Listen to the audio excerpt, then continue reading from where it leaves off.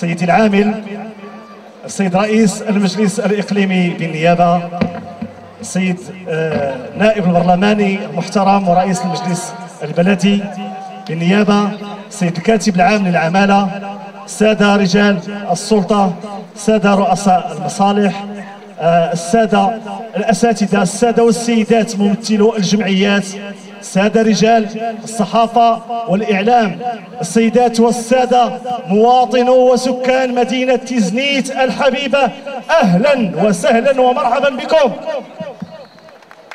الآن بالذكرى 14 لتربع مولانا أمير المؤمنين صاحب الجلالة محمد السادس أطال الله بقاءه على عرش أسلافه المنعمين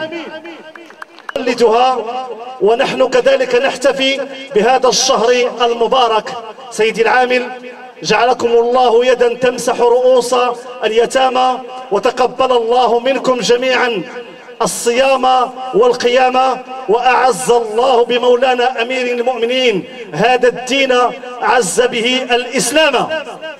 حضرات السيدات والسادة، فالمجلس البلدي مشكورا على تشجيره وترسيخه لتقاليد وثقافة المواطنة في هذه الذكرى العزيزة الغالية بكل منتخبيه، بكل فعالياته وبكل فعالياتها وكل أبنائها وبناتها. مدينة تيزنيت تحتفي بهذا الحدث الخالد، ذكرى تربع مولانا أمير المؤمنين على عرش أسلافه المنعمين.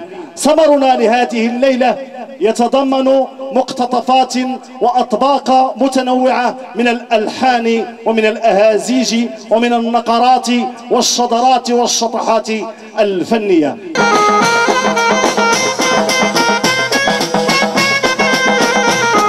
ويقول لمن شاء كن فيكن، ويهدئ سبحانه من يريد.